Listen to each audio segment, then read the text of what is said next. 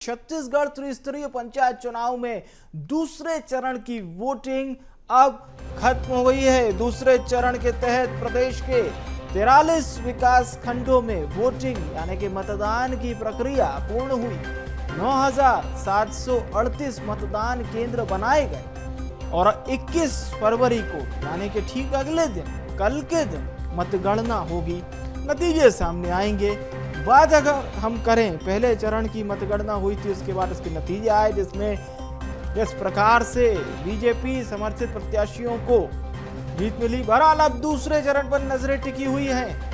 दूसरे चरण के नतीजे कल आपको BSTV पर सबसे तेज देखने को मिलेंगे। आपको बता दें, निकाय चुनाव में भारतीय जनता पार्टी की बड़ी जीत के बाद बीजेपी को इस बात की पूरी आशा है कि ये जो त्रिस्तरीय पंचायत चुनाव है जिसमें ग्राम, जनपद और जिला की इकाई शामिल होती है, जिसे आप जिला पंचायत, जनपद पंचायत, ग्राम पंचायत कहते हैं, इसमें इस ग्रामीण इकाई के ये त्रिस्तरीय पंचायत चुनाव में भारतीय जनता पार्टी को बड़ी जीत मिलेगी। हालांकि कांग्रेस भी दावा यही कर रही है कि उसके समर्थित प्रत्याशियों को जीत मिलेगी।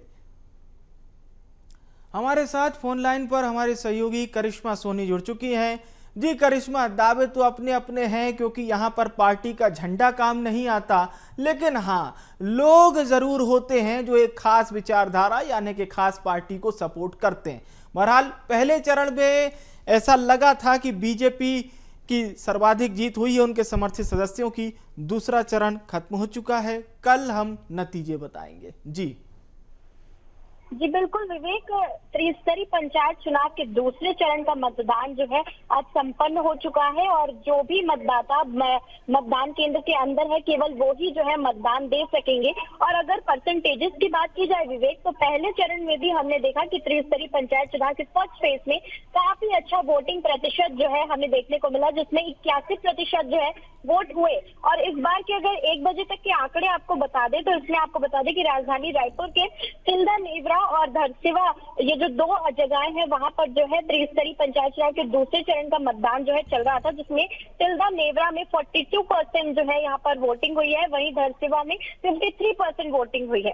हालांकि आंकड़े अभी और क्लियर होंगे जिसमें और भी ज्यादा इजाफा होगा, क्योंकि ये जो आंकड़े हैं 1 बजे तक के जो है वो आपको बता रहे हैं और जल्द ही 3 बजे तक के आंकड़े भी आपके सामने आ जाएंगे। खासतौर पर अगर ग्रामीण क्षेत्रों की बात की जाए विवेक, तो महिलाओं में काफी ज्यादा उत्साह जो है वो नजर आए, क्योंकि ये क्षेत्रीय चुनाव है और महिलाएं जो है वो भी इस चुनाव में बढ़ चढ़ कर हिस्सा लेती हैं। आप बहुत अच्छी बात कह रही हैं कि काफी उत्साह नजर आया। निकाय चुनाव बहुत बारीकी से आपने ऑब्जर्व किया ग्राउंड में रहकर, लेकिन निकाय चुनाव के जो मतदान प्रतिशत थे वो बहुत निराश कर देने वाले थे करिश्मा। और अब ग्रामीण अंचल से ये अच्छा सुखद वोटिंग परसेंटेज, इवन बस्तर क्षेत्र से भी अच्छा वोटिंग परसेंटेज बता रहा है कि ग्रामीण जनता क्या शहरी जनता से ज्यादा जागरूक है।